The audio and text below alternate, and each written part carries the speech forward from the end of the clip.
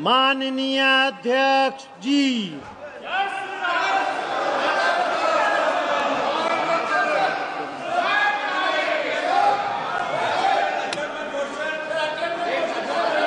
महामहिम राष्ट्रपति जी के अभिभाषण के समय आप चर्चा करना। प्रश्न संख्या 1 श्री जी लक्ष्मी नारायण।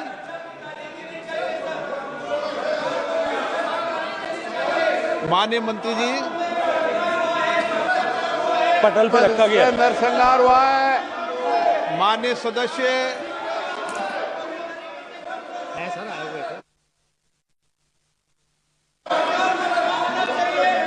दोबारा बुला लीजिए नाम पर। श्री जी लक्ष्मी नारायण।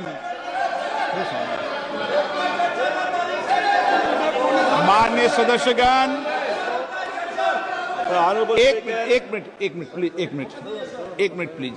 प्लीज। माननीय सदस्यगण, महामहिम राष्ट्रपति जी ने कुंभ के बारे में भी चर्चा की है, इसलिए आप जब महामहिम राष्ट्रपति जी के अभिभाषण के अंदर जब अपने विषय को रखें तो वो विषय भी आप रख सकते हैं।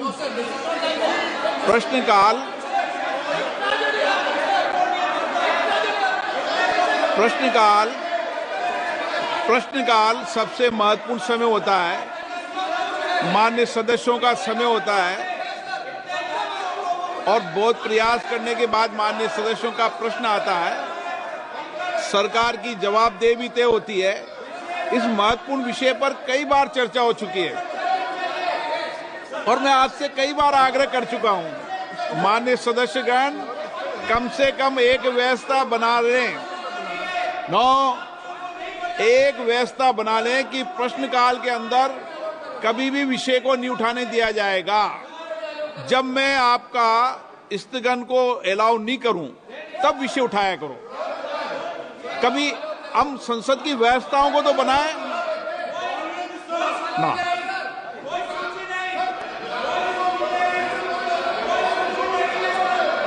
आप सदन नहीं चलाना चाहते, चर्चा नहीं करना चाहते। माननीय सदस्य। So thank you, Speaker sir.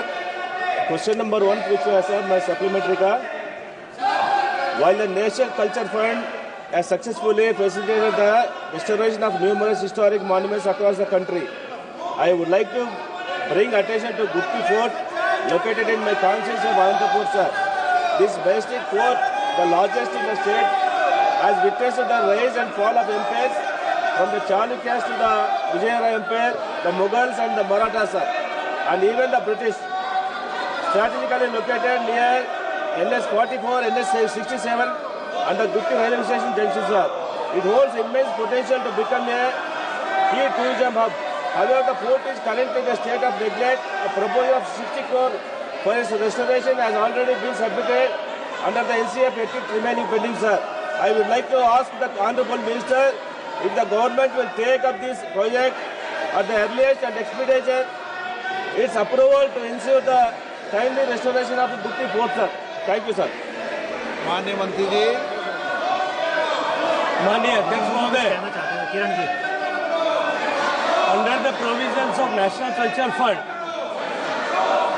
the financial arrangements are being done by the donations what we receive or the money what we receive as a contribution from the companies and PSUs through CSR. So primarily and predominantly, the funding agency, they take a call and give us the priority. We have already enlisted 150 projects on the website of NCF. The said project which Honorable MP wished to ask is also part of that. It has been depicted on the website. Whenever adequate funding will be agreed by any of the PSU or any of the company who is giving CSR and on the priority, will certainly consider this.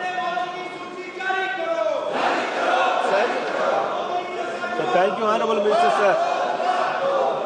However, I would like to bring to your attention that the issue extends beyond Gupti Fort alone, sir.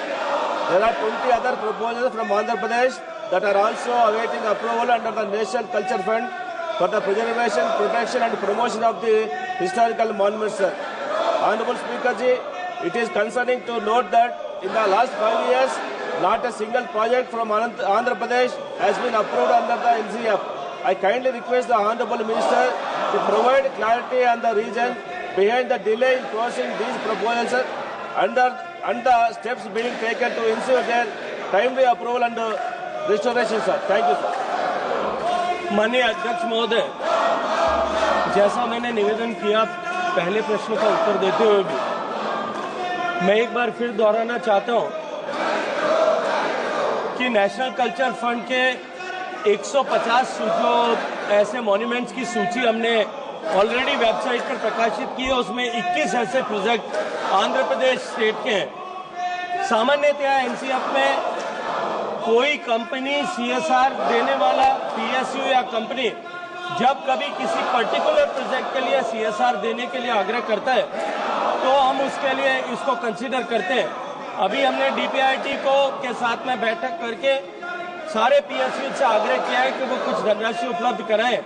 जब भी धनराशि उपलब्ध होगी किसी इस particular इन project को priority करते हुए तो हम निश्चित रूप से उसको कंसीडर करने का प्रयास करेंगे।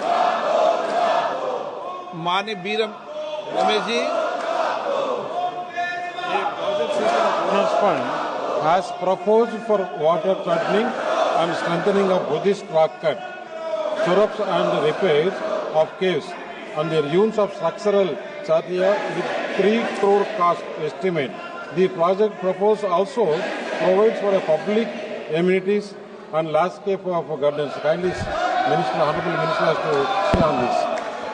फिर मैं वही निवेदन करूंगा कि हमने उसको सूचीबद्ध किया है, उस पर धनराशि उपलब्ध होने पर निश्चित रूप से उस पर कार्रवाई की जा सकती। किरण रिजिजू जी, आप संसदीय कार्य मंत्री जी।